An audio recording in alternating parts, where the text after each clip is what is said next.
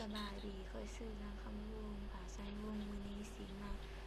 เขียนโปรแกรมจับเวลาโปรแกรมจับเวลาจับในใดมาเขียนโค้ดมึงแล้วไปประยุกต์ใช้มึงเนาะเข้ามาเลือกที่ New Project จากนั้นก็กดโอเคแล้วมันจะมีหน้าต่างฟอร์มหนึ่งปรากฏขึ้นมาจากนั้นให้เอามาที่เครื่องมือด้านซ้ายมือตรงที่ทูลบอกแล้วเราเลือกบัตทอน2 อัน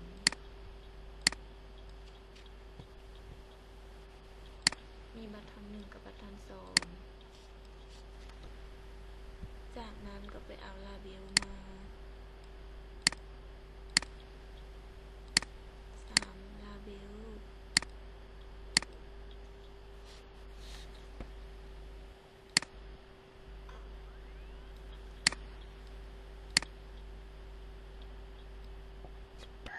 จากนั้นเรามาเปลี่ยนสื่อฟอร์ม1ให้เป็นการจับเวลา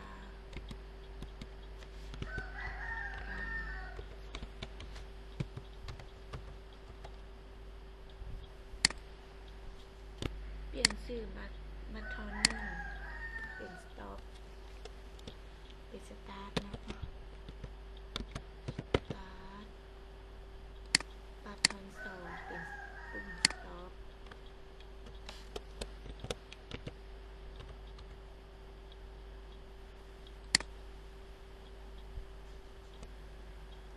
เราจะมาการขยายหรือเปลี่ยนขนาด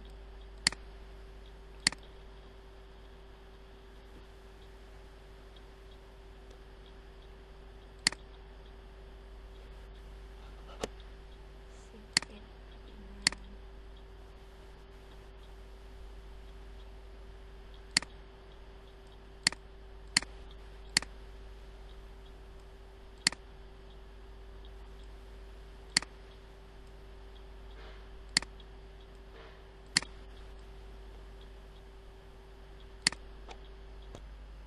จากนั้นเราไปเอาลาเบลมาอีกเพื่อใส่ตัวคันกลาง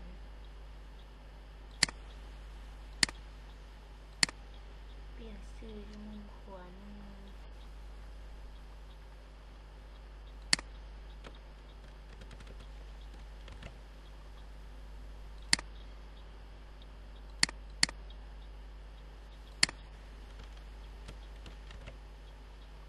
เดี๋ยวขยายให้มันใหญ่ก่อน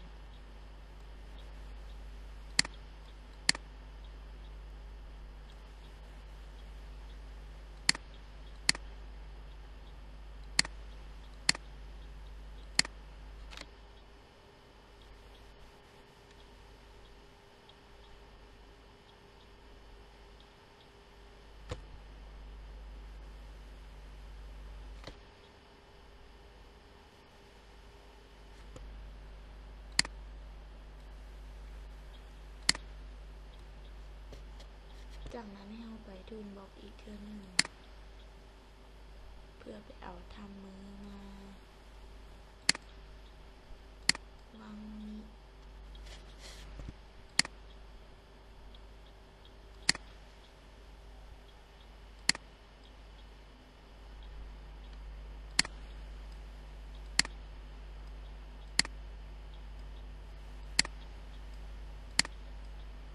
เดี๋ยวเปลี่ยนสีบนลาเบลก่อนเพื่อจะเห็นความแตกต่างมาที่พอคือเลยนะนี่เลือกสีจะเอาสีแดงอันนี้เป็นสีฟ้า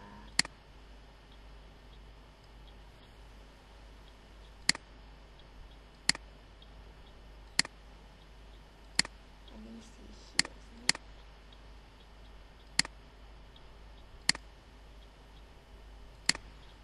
เอา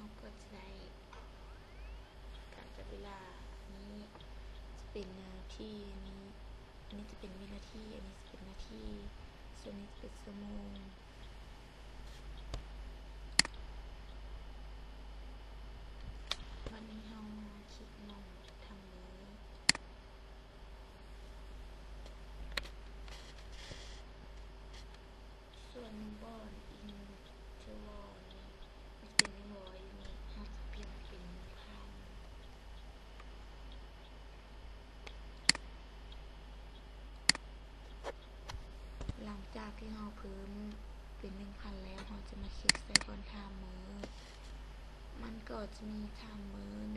1 underscore tick นี่ขึ้นมาจากนั้นเรากลับมาฟอร์มที่1แล้วคลิกบนปุ่ม start แล้วดับเบิลคลิกเข้าไปเราจะมาเขียนโค้ดให้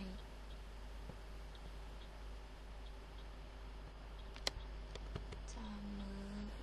1กับ start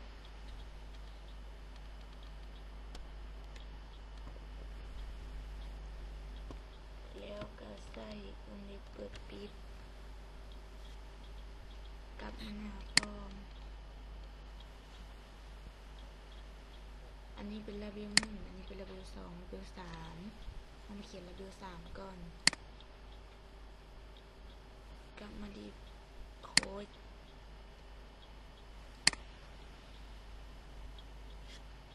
เบิ่งบนทำมือจากนั้นเราจะตั้งค่าให้ระเบียบ3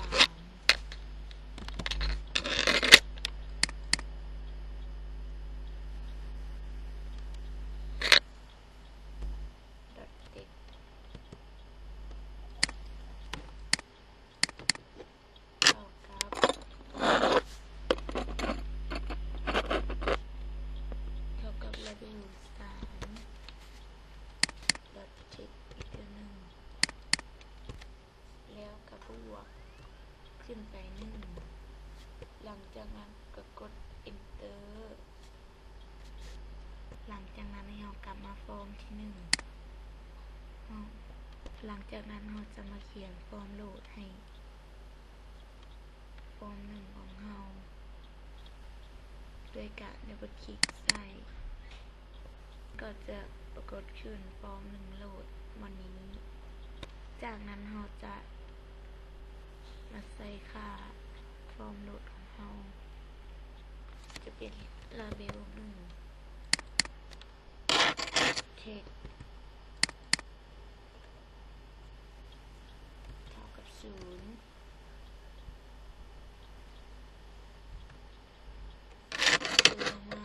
ลาเบล2 text เท่า0ลาเบล3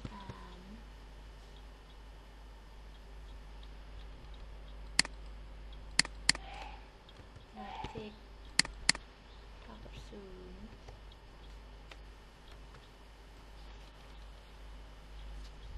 คือการระเบียบ1ตั้งค่าระเบียบ0ระเบียบ2กับ0ระเบียบ3กับ0อันนี้ลองรันโปรแกรมเบิ่งว่าเราจะเขียนถูกบ่คลิกที่ start เริ่มนับแล้ว1 2 3 3 วิพอได้แล้วเรากลับมาที่ฟอร์ม1มาได้คีย์ตรงที่ทำมือ1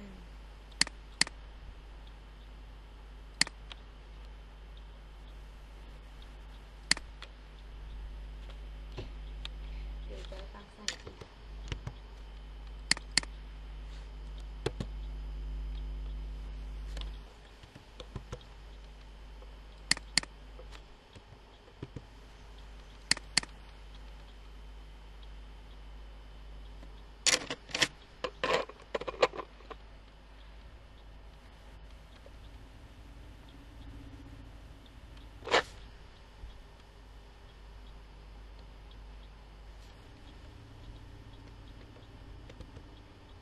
ระเบียบ3เท่ากับ60ปีที่เมื่อมีเธอลงมาเป็นระเบียบ27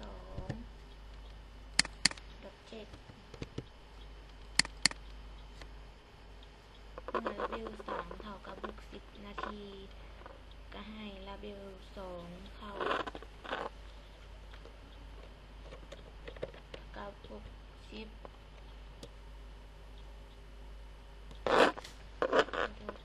เท่ากับลาเบล2 เทคบวก1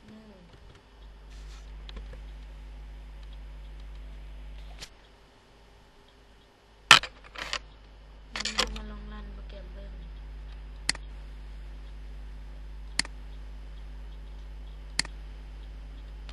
W3 คือวันนี้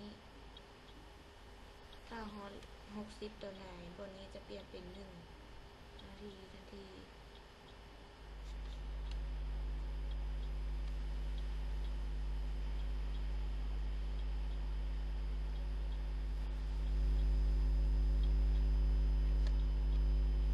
กรุณาแล้วค่ะว่ามันนับเป็นนาทีนับเป็นวินาทีถ้าตัวนี้ฮอต60มือใดตัวนี้มันน่าจะฮอตนาที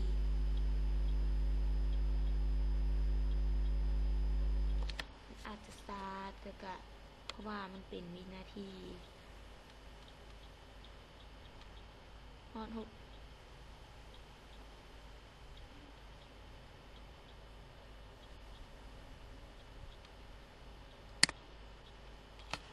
กลับมาดีฟอร์ม1เอาเมาส์มาคลิกที่ทันมือ1แล้วเปลี่ยนเป็นเลข1,000ก็เป็น100แล้วให้มันไวขึ้นรันลองเบิ่งดีไวขึ้นฮอต60ได้มันจะเป็น1นาที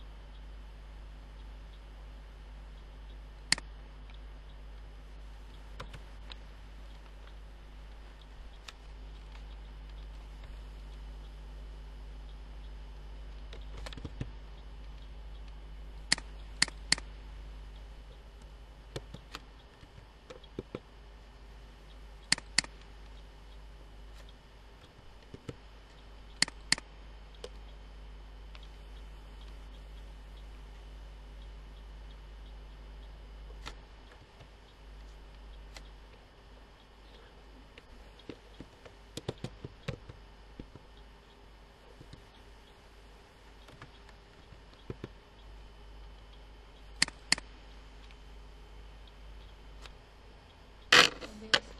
3เทค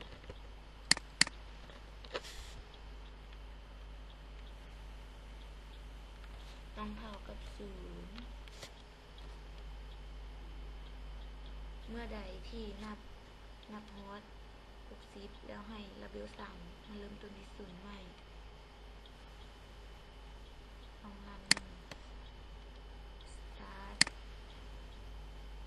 ตัวนี้ฮอต60ตัวใดมันจะกลับมานับ0แล้วตัวนี้จะเป็น1 2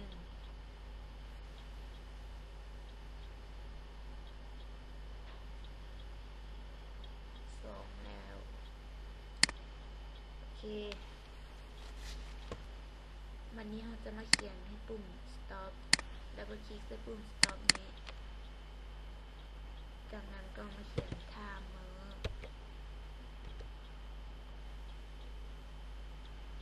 1 dot stop เล็บ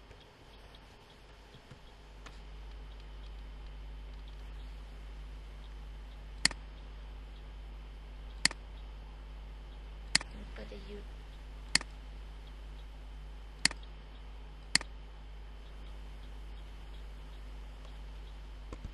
นี่คือการเขียนโปรแกรมแต่เวลาลองเอาไปประยุกต์ใช้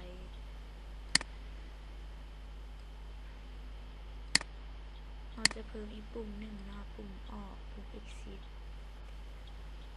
เราจะไปเลือกบัตทอนมา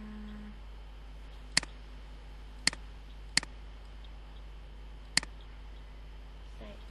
เปลี่ยนชื่อเขียน exit เป็นปุ่มออก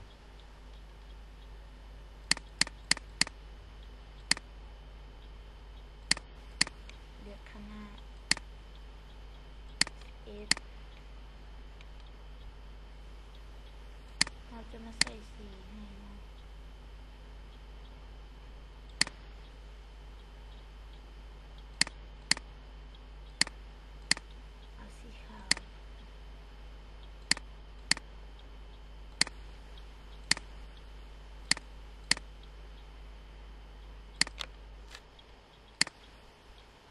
ตกแต่ง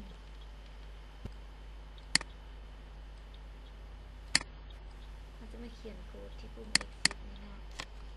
มีดอทโค้ดเพื่อเป็นปุ่มออกจากโปรแกรมรันลง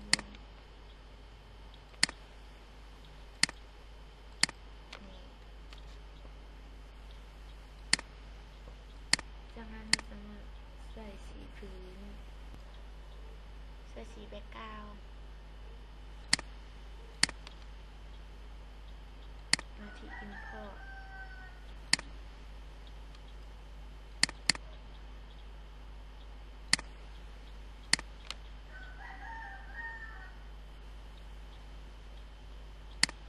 โอเค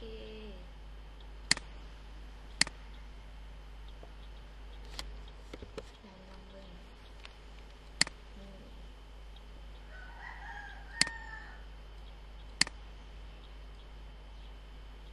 stop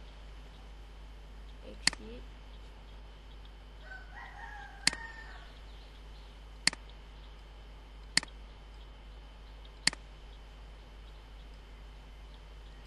นี่คือการเขียนโปรแกรมการจับเวลาคือการ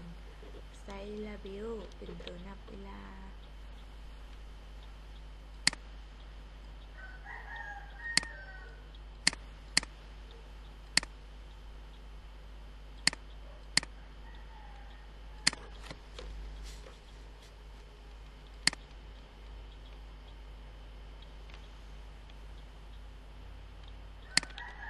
คือว่าสิ้นสุดลงเพียงเท่านี้